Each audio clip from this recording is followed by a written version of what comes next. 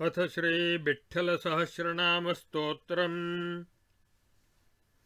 शौनक उवाच। सूत वेदार्थतत्त्वज्ञ श्रुतं सर्वं भवन्मुखात्, तथापि श्रोतुमिच्छामि तीर्थं क्षेत्रं च दैवतम्। स्तोत्रं च जगतां पूज्य मूढानामपि मोक्षदम्, स्नानाद्दर्शनतः स्मृत्या पाठमात्राच्छुभप्रदम्।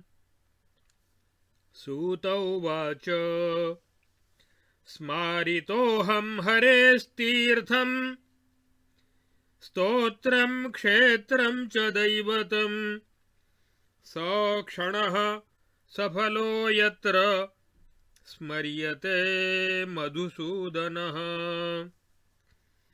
कयापि वृत्त्या विप्रेन्द्र तत्सर्वं कथयामि ते, जनं कलिमलाक्रान्तं दृष्ट्वा विषयलालसम्। ज्ञानानधिकृतं कर्मविहीनं भक्तवत्सलः, चन्द्रभागासरस्तीरे पितृभक्तिपरं द्विजम्। पुण्डरीकाभिधे क्षेत्रे भीमया प्लाविते ततः, पुण्डरीकाभिधं शान्तं निमित्तीकृत्य माधवः। आविरासीत् समुद्धर्तुं जनं कलिमलाकुलं, तत्तीर्थं चन्द्रभागाख्यं स्नानमात्रेण मोक्षदम्। तत्क्षेत्रं पाण्डुरङ्गाख्यं दर्शनान्मोक्षदायकम्, तद्दैवतं विठ्ठलाख्यं जगत्कारणमव्ययम्। स्थितिप्रलययोर्हेतुं भक्तानुग्रहविग्रहं, सत्यज्ञानानन्दमयं स्थानज्ञानादियद्विदा। यन्नामस्मरणादेव कामाक्रान्तोऽपि सन्तरेत्, पुण्डरीकेण मुनिना प्राप्तं तद्दर्शनेन यत्। शौनक उवाच। सहस्रनामभिः स्तोत्रं कृतं वेदविदुत्तम, सकृत्पठनमात्रेण कामितार्थ श्रुतप्रदम्। तीर्थं क्षेत्रं दैवतं च त्वत्प्रसादाच्छ्रुतं मया, इदानीं श्रोतुमिच्छामि स्तोत्रं तव मुखाम्बुजात्। सच्चित्सुखस्वरूपोऽपि भक्तानुग्ररहेतवे, कीदृशं धृतवान् रूपं कृपया चक्ष्व तन्मम। सूत उवाच। शृणुष्वावहितो ब्रह्मन् भगवद्ध्यानपूर्वकं, सहस्रनाम सन्मन्त्रं सर्वमन्त्रोत्तमोत्तमम्। अथ श्री विठ्ठल सहस्रनाम स्तोत्रमन्त्रस्य श्री पुण्डरीक ऋषिः श्रीगुरुः परमात्मा श्री विठ्ठलो देवता। अनुष्टुप् छन्दः पुण्डरीकवरप्रद इति बीजम्, रुक्मिणीशो रमापतिरिति शक्तिः, पाण्डुरङ्गेश इति कीलकम्। श्री विठ्ठलप्रीत्यर्थं विठ्ठल सहस्रनाम स्तोत्र मंत्र जपे विनियोगः। ॐ पुण्डरीकवरप्रद इति अङ्गुष्ठाभ्यां नमः। ॐ विठ्ठलः पाण्डुरङ्गेश इति तर्जनीभ्यां नमः। ॐ चन्द्रभागासरोबास इति मध्यमाभ्यां नमः। ॐ वज्रे शक्तिर्दण्डधर इति अनामिकाभ्यां नमः। ॐ कलबं शरवाक्रान्त इति कनिष्ठिकाभ्यां नमः। ॐ एनोऽन्तकृन्नामध्येय इति करतलकरपृष्ठाभ्यां नमः। एवं हृदयादिन्यासः। ॐ पुण्डरीकवरप्रद हृदयाय नमः। ॐ चन्द्रभागासरोबास शिरसे स्वाहा। ॐ वज्रे शक्तिर्दण्डधर शिखायैव षट्। ॐ कलबं शरवाक्रान्त कवचाय हुम्। ॐ एनोऽन्तकृन्नामध्येय नेत्रत्रयाय बौषट्। ॐ एनोऽन्तकृन्नामध्येय अस्त्राय फट् इति दिग्बन्धः। ध्यानम् इष्टिकायां समपदं तिष्ठन्तं पुरुषोत्तमम् जङ्गजस्तकरद्वन्द्वं क्षुल्लकादामभूषणम् सव्यासव्यकरोद्भासि पद्मशङ्खविभूषितं दरहासस्मेरमुखं शिक्यस्कन्धं दिगम्बरम् सर्वालङ्कारसंयुक्तं ब्रह्मादिगणसेवितं ज्ञानानन्दमयं देवं ध्यायामि हृदि विठ्ठलम्। अथ स्तोत्रम्। क्लीं विठ्ठलः पाण्डुरङ्गेश ईशः श्रीशो विशेषजित् शेषशायी शम्भुवन्द्यः शरण्यः शङ्करप्रियः चन्द्रभागासरोबासः कोटिचन्द्रप्रभास्मितः विधातृसूचितः सर्वप्रमाणातीत अव्ययः पुण्डरीकस्तुतो वन्द्यो भक्तचित्तप्रसादकः स्वधर्मनिरतः प्रीतो गोपीपरिवारितः गोपिकाशतनीराज्यः पुलिना क्रीड आत्मभूः आत्मात्मा राम आत्मस्थः आत्मा रामनिषेवितः सच्चित्सुखं महामायी महदव्यक्तमद्भुतः स्थूलरूपः सूक्ष्मरूपः कारणं परमञ्जनम् महाकारणमाधारः अधिष्ठानं प्रकाशकः कञ्जपादो रक्तनखो रक्तपादतलः प्रभुः साम्राज्यचिह्नितपदो नीलगुल्फः सुजङ्घकः सज्जानुः कदलीस्तम्भनिभोरुरुविक्रमः पीताम्बरावृतकटिः क्षुल्लकादामभूषणः कटिविन्यस्तहस्ताब्जः शङ्खे पद्मविभूषितः गम्भीरनाभिर्ब्रह्माधिष्ठित नाभिसरोरुहः त्रिवलीमण्डितो दारोदरो मावलिमालिनः कपाटवक्षाः श्रीवत्सभूषितोराः कृपाकरः वनमाली कम्बुकण्ठः सुस्वरः सामलालसः कञ्जवक्त्रः श्मश्रुहीनचुबुको वेदजिह्वकः दाडिमी बीजसदृशो रदो रक्तधरो विभुः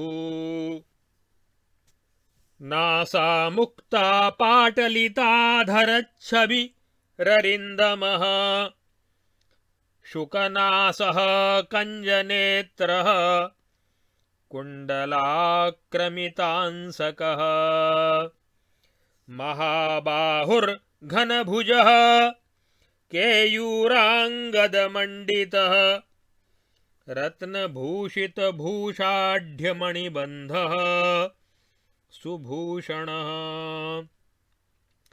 रक्तपाणितलः स्वङ्गः सन्मुद्रामण्डिताङ्गुलिः नखप्रभारञ्जिताब्जः सर्वसौन्दर्यमण्डितः शुभ्रूरर्धशखिप्रख्यललाटः कामरूपधृक् कुङ्कुमाङ्कितसद्भालः सुकेशो बर्हभूषणः किरीटभाव्याप्तनभो विकलीकृतभास्करः वनमाली पीतवासाः शार्ङ्गचापोऽसुरान्तकः दर्पापः कंसहन्ता चाणूरमुरमर्दनः वेणुवादनसन्तुष्टो दध्यन्नास्वादलोलुपः जितारिः कामजनकः कामः कामपूरकः विक्रोधो दारितामित्रो भूर्भुवः सुवरादिराट् अनादिरजनिर्जन्यजनको जाह्नवीपदः बहुजन्मा जामदग्न्यः सहस्रभुजखण्डनः कोदण्डधारी जनकपूजितः कमलाप्रियः पुण्डरीकभवद्वेषी पुण्डरीकभवप्रियः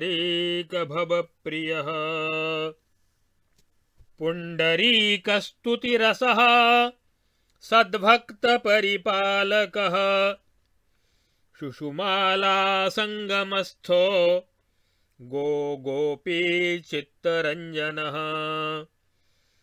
इष्टिकास्थो भक्तवश्यस्त्रिमूर्तिर्भक्तवत्सलः लीलाकृतजगद्धामा जगत्पालो हरो विराट् अश्वत्थपद्मतीरस्थो नारदस्तुतवैभवः प्रमाणातीततत्त्वज्ञस्तत्त्वं पदनिरूपितः अजाजनिरजाजानिरजायो नीरजो मलः लक्ष्मीनिवासः स्वर्भूषो विश्ववन्द्यो महोत्सवः जगद्यो निरकर्ताद्यो भोक्ता भोग्यो भवादिगः षड्गुणैश्वर्यसम्पन्नो भगवान् मुक्तिदायकः अधः प्राणो मनो बुद्धिः सुषुप्तिः सर्वगो हरिः मत्स्यः कूर्मो वराहोऽत्रिर्वामनो हरिरूपधृत् नारसिंहो ऋषिर्व्यासो रामो नीलांशुको हली बुद्धोर्हन् सुगतः कल्की नरो नारायणः परः परात्परः करीड्येशो नक्रशापविमोचनः नारदोक्तिप्रतिष्ठाता मुक्तकेशीवरप्रदः चन्द्रभागाप्सु सुष्णातः कामितार्थप्रदो नघः तुलसीदामभूषाढ्यस्तुलसीकाननप्रियः पाण्डुरङ्गः क्षेत्रमूर्तिः सर्वमूर्तिरनामयः पुण्डरीकव्याजकृतो जडोद्धारः सदा गतिः अगतिः सद्गतिः सभ्यो भवो भव्यो विधीडितः प्रलम्बघ्नो द्रुपदजा चिन्ताहारी भयापहः वह्निवक्त्रः सूर्यनुतो विष्णुस्त्रैलोक्यरक्षकः जगद्भक्ष्यो जगद्गेहो जनाराध्यो जनार्दनः जेता विष्णुर्बरारोहो भीष्मपूज्यपदाम्बुजः भर्ता भीष्मकसम्पूज्यः शिशुपालवधोद्यतः शतापराधसहनः क्षमावानादिपूजनः शिशुपालशिरच्छेत्ता दन्तवक्त्रबलापहः शिशुपालकृतद्रोहः सुदर्शनविमोचनः सश्रीः समायो दामेन्द्रः सुदामक्रीडनोत्सुकः वसुदामकृतक्रीडः किङ्किणीदामसेवितः पञ्चाङ्गपूजनरतः शुद्धचित्तवशम्बदः रुक्मिणीवल्लभः सत्यभामा भूषितविग्रहः नाग्नजित्या कृतोत्साहः सुनन्दाचित्तमोहनः मित्रवृन्दालिङ्गिताङ्गो ब्रह्मचारी बटुप्रियः सुलक्षणाधौतपदो जाम्बवत्या कृतादरः सुशीलाशीलसन्तुष्टो जलकेलिकृतादरः वासुदेवो देवकीड्यो नन्दानन्दकराङ्घ्रियुक् यशोदामानसोल्लासो बलावरजनिस्वभूः सुभद्रानन्ददो गोपवश्यो गोपीप्रियो जयः मन्दारमूलवेदिस्थः सन्तानतरुसेवितः पारिजातापहरणः कल्पद्रुमपुरःसरः हरिचन्दनलिप्ताङ्ग इन्द्रवन्द्योऽग्निपूजितः यमनेता नैऋतेयो वरुणेशः खगप्रियः कुबेरवन्द्य ईशेषो विधीड्योऽनन्तवन्दितः वज्री शक्तिर्दण्डधरः खड्गी पाश्यङ्कुशी गदे त्रिशूली कमली चक्रे सत्यव्रतमयो नवः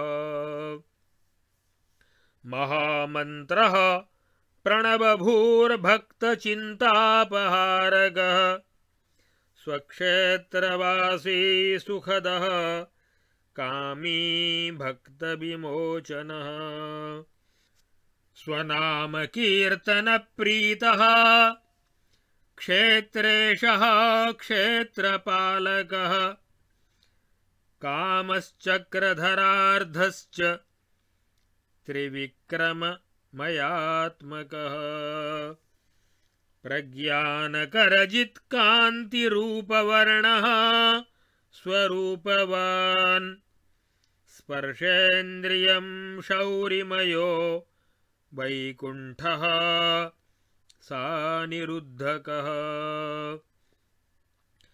षडक्षरमयो बालः श्रीकृष्णो ब्रह्मभावितः नारदाधिष्ठितक्षेमो वेणुवादनतत्परः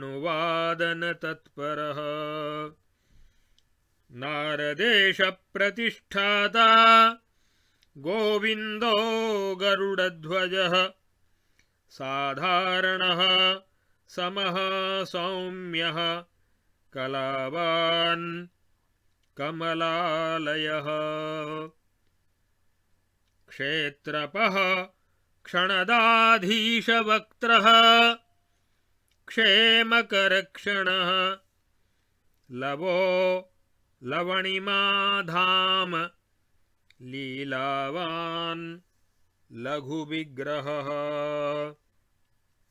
हयग्रीवो हलीहंसो हतकंसो हलिप्रियः सुन्दरः सुगतिर्मुक्तः सत्सखो सुलभः स्वभूः साम्राज्यदः सामराजः सत्ता सत्यः सुलक्षणः षड्गुणैश्वर्यनिलयः षड्ऋतुपरिसेवितः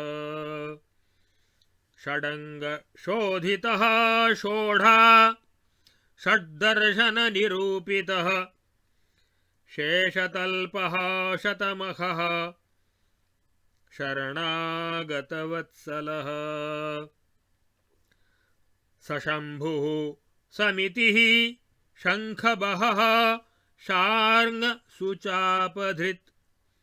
बह्नितेजावारिजास्यः कपिर्वंशीधरो विगः विनीतो विप्रियो बालिदलनो वज्रभूषणः रुक्मिणीशो रमाजानी राजा राजन्यभूषणः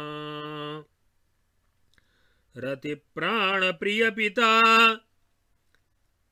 रावणान्तो रघूद्वहः यज्ञभोक्ता यमो यज्ञभूषणो यज्ञदूषणः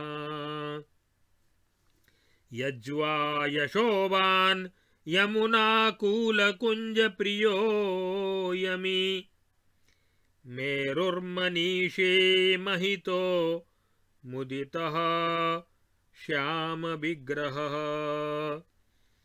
मन्दगामी मुग्धमुखो महेशो मीनविग्रहः भीमो भीमाङ्गजातिरवासी भीमार्तिभञ्जनः भूभारहरणो भूतभावनो भरताग्रजः बलं बलप्रियो बालो बालक्रीडनतत्परः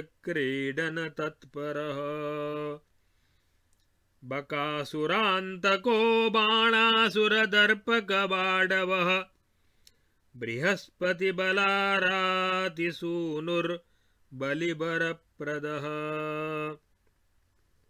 बोद्धा बन्धुबधोद्युक्तो बन्धमोक्षप्रदो बुधः फाल्गुनानिष्टः फल्गुकृतारातिः फलप्रदः फेन जातैरका वज्रकृत यादव संक्षयः फाल्गुनोत्सव संसक्तः फणितल्पः फणानटः पुण्यः पवित्रः पापात्मदूरगः पंडिताग्रणीः पोषणः पुलिनाबासः पुण्डरीकमनोर्वशः निरन्तरो निराकाङ्क्षो निरातङ्को निरञ्जनः निर्विण्णमानसोल्लासो नयनानन्दनः सताम् नियमो नियमी नम्यो नन्दबन्धनमोचकः निपुणो नीतिमान् नेता नरनारायण बपुः धेनुकासुरविद्वेषी धामधाता धनी धनम् धन्यो धन्यप्रियो धर्ता धीमान् धर्मविदुत्तमः धरणीधर संधर्ता धराभूषितदंष्ट्रकः दैतेयहन्ता दिग्वासा देवो देवशिखामणिः दामदाता दीप्तिभानुः दानवादमितादमः स्थिरकार्यः स्थितप्रज्ञः स्थविरस्थापकः स्थितिः स्थितलोकत्रयवपुः स्थितिप्रलयकारणम् स्थापकस्तीर्थचरणस्तर्पकस्तरुणीरसः तारुण्यकेलिनिपुणस्तरणस्तरणिप्रभुः तोयमूर्तिस्तमोतीतः स्तम्भोद्भूतस्तपः परः तडिद्वासास्तोयदावस्तारस्तारस्वरप्रियः णकारो ढौकितजगत्त्रितूर्य प्रीतभूसुरः डमरूप्रियहृद्वासी डिण्डिमध्वनिगोचरः ठयुगस्थमनोर्गम्यः ठङ्कारिधनुरायुधः टणत्कारितकोदण्ड हतारिर्गणसौख्यदः झाङ्कारी चाञ्चरीकाङ्क्षी श्रुतिकल्हारभूषणः जरासन्धार्दितजगत् सुखभूर्जङ्गमात्मकः जगज्जनिर्जगद्भूषो जानकी विरहाकुलः जिष्णुशोकापहरणो जन्महीनो जगत्पतिः छत्रिताहीन्द्रसुभगः छद्मी छत्रितभूधरः छायास्थलोकत्रितयच्छलेन बलिनिग्रही चेतश्चमत्कारकरः चित्रे चित्रस्वभाववान् चारुभूश्चन्द्रचूडश्च चन्द्रकोटिसमप्रभः चूडारत्नद्योतिभालश्चलन्मकरकुण्डलः चरुभुक् चयनप्रेतश्चम्पकाटवि मध्यगः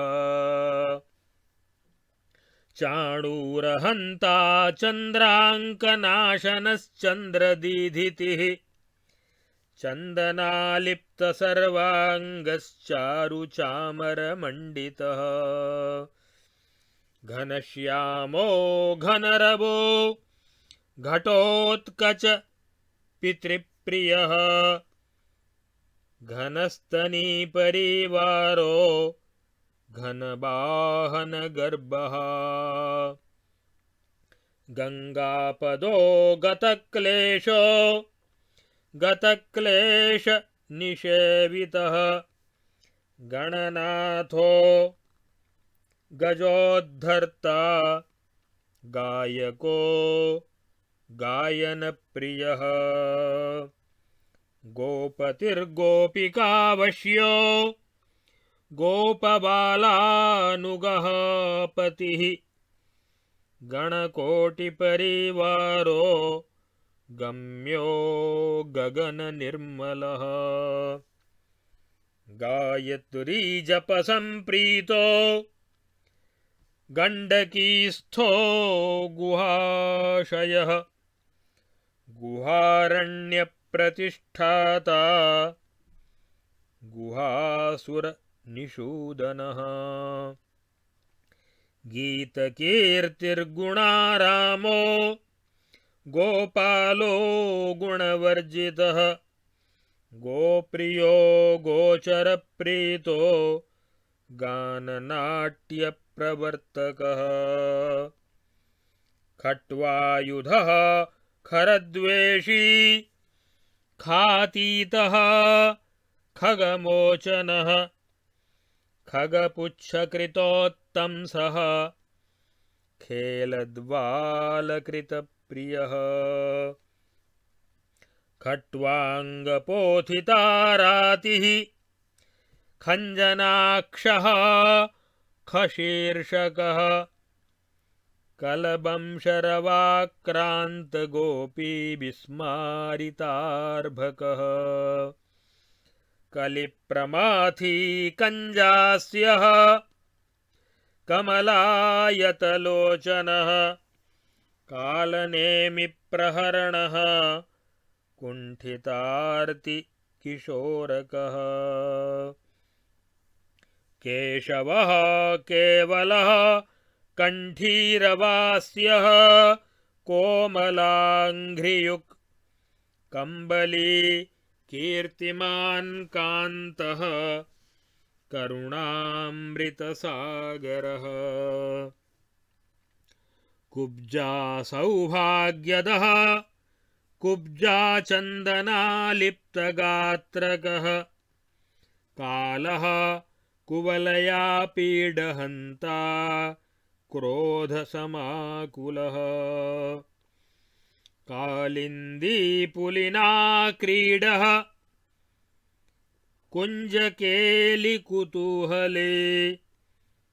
काञ्चनं कमलाजानिः कलाज्ञः कामितार्थदः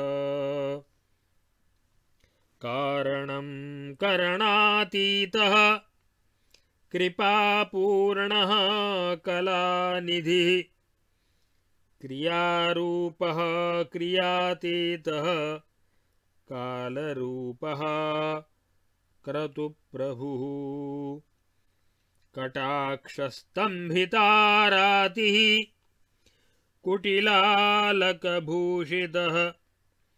कूर्माकारः कालरूपी करीरवनमध्यगः कलकण्ठी कलरवः कलकण्ठरुतानुकृत् करद्वारपुरः कूटः सर्वेषां कबलप्रियः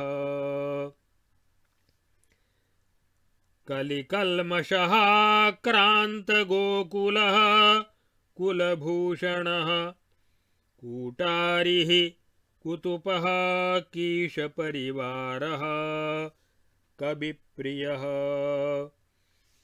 कुरुवन्द्यः कठिनदोर्दण्डखण्डितभूधरः किङ्करप्रियकृत्कर्मरतभक्तप्रियङ्करः अम्बुजास्योऽङ्गनाकेलिरम्बुषाय्यम्बुधिस्तुतः अम्भोजमाल्यम्बुबाह लसदङ्गोऽन्त्रमालकः औदुम्बर फलप्रख्यब्रह्माण्डावलिचालकः औष्ठस्फुरन्मुरलिका रवाकर्षितगोकुलः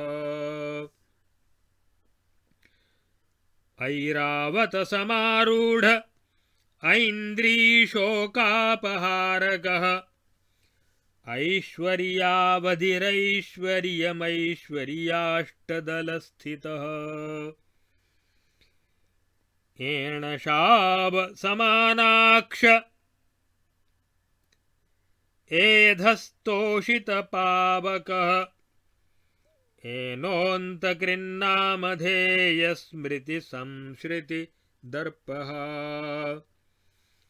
लूनपञ्चक्लेशपदो लूतातन्तुर्जगत्कृतिः लुप्तदृश्यो लुप्तजगज्जयो लुप्तसुपावकः रूपातीतो रूपनामरूपमायादिकारणम् ऋणहीनो ऋद्धिकारी ऋणातीतो ऋतम्बदः उषानिमित्तबाणघ्न उषाहार्यूर्जिताशयः ऊर्ध्य रूपोर्ध्वाधरग ऊष्मदग्ध जगत्त्रयः उद्धवत्राणनिरत उद्धवज्ञानदायकः उद्धर्तोद्धव उन्निद्र उद्बोध उपरि स्थितः उदधिक्रीड उदधितनया प्रिय उत्सवः उच्छिन्न देवतारातिरुदध्यावृतिमेखलः ईतिघ्न ईशिता ईज्य ईड्य ईहा विवर्जितः ईषध्येयपदाम्भोज इन ईन विलोचनः इंद्र इंद्रानुजनट इंदिरा प्राणबल्लभः इंद्रादिस्तुति इंद्रश्रीरिदमित्थमभीतकृत् आनन्दाभास आनन्द आनन्दनिधिरात्मदृक् आयुरार्तिघ्न आयुष्य आदिरामयवर्जितः आदिकारणमाधार आधारादिकृताश्रयः अच्युतैश्वर्यममित अरिनाश अघान्तकृत् अन्नप्रदोन्नमखिलाधार अच्युत अब्जभृत् चन्द्रभागाजलक्रीडासक्तो गोप विचेष्टितः हृदयाकार हृद्भूषो यष्टिमान् गोकुलानुगः गवां हुंकृति सम्प्रीतो गवालीढ पदाम्बुजः गोपत्राण शुश्रान्त अश्रमी गोपबीजितः पाथेयाशन सम्प्रीतः स्कन्धशिक्यो मुखाम्बुपः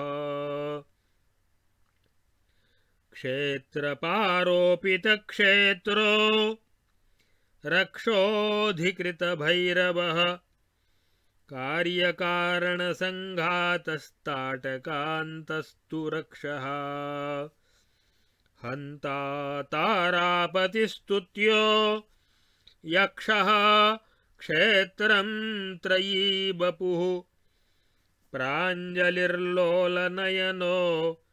नवनीताशनप्रियः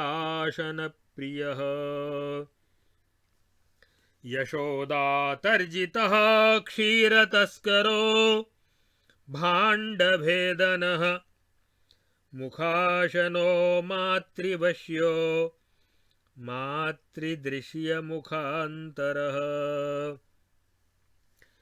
व्यात्तवक्त्रो गतभयो मुखलक्ष्यजगत्त्रयः यशोदास्तुतिसम्प्रीतो नन्दविज्ञातवैभवः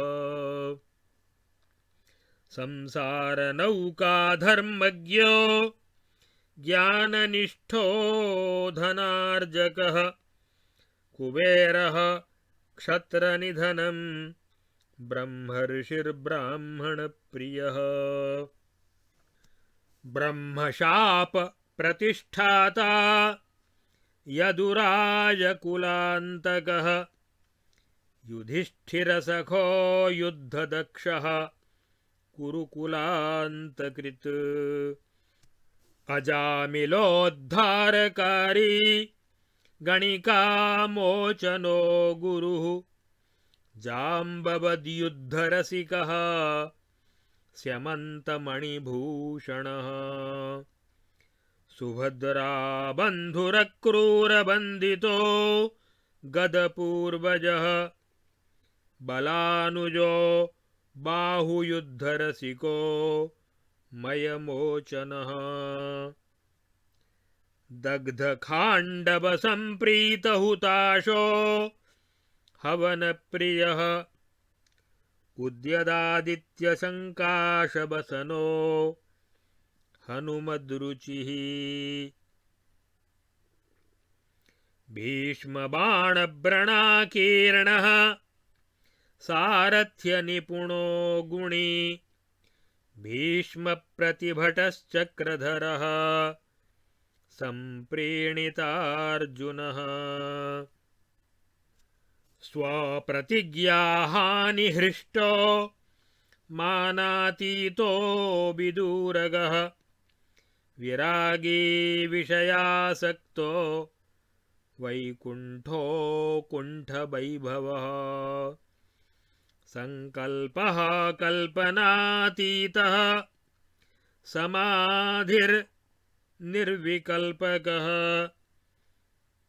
सविकल्पो वृत्तिशून्यो वृत्तिर्बीजमतीतगः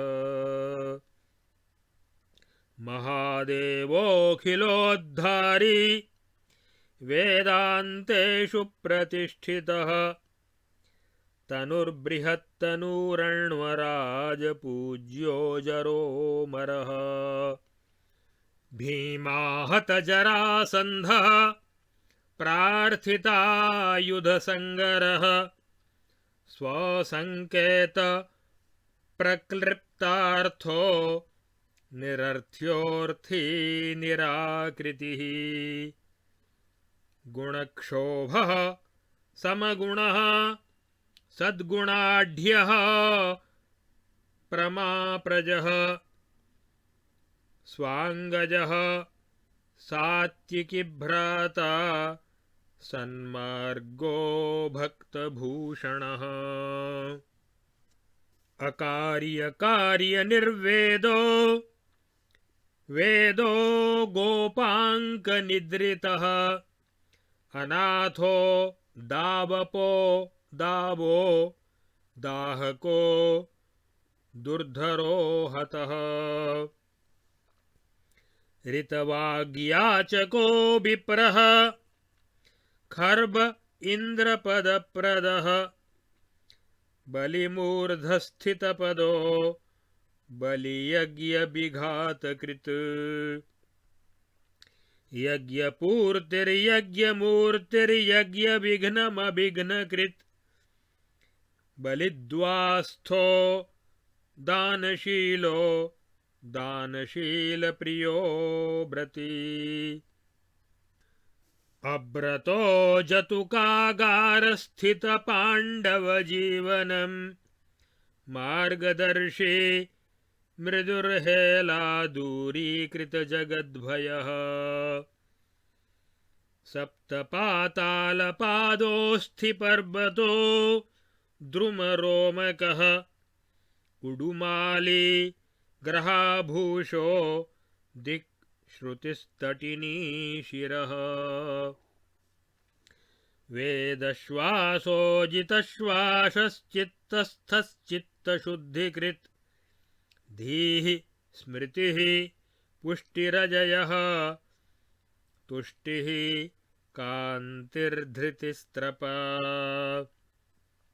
हलः कृषिः कलं वृष्टिर्गृष्टिर्गौरवनं वनं क्षीरं हव्यं हव्यबाहो होमो वेदी समित्-श्रुवः कर्म कर्मफलं स्वर्गो भूष्यो भूषा महाप्रभुः भूर्भुवः स्वर्महर्लोको जनो लोकस्तपो जनः सत्यो विधिर्दैवमधो लोकः पातालमण्डनः जरायुजः स्वेदजनि रुद्बीजः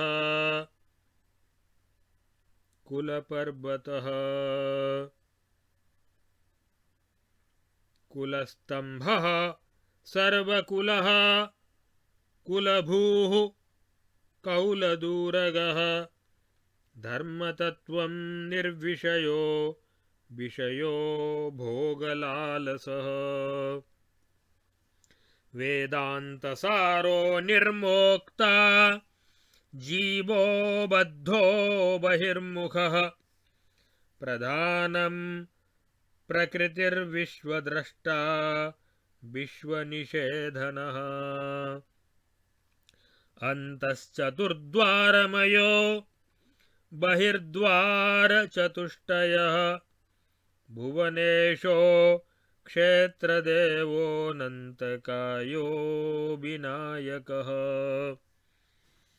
पिता माता सुहृद्बन्धुर्भ्राता श्राद्धं यमोर्यमा विश्वदेवाः श्राद्धदेवो मनुर्नान्दीमुखो धनुः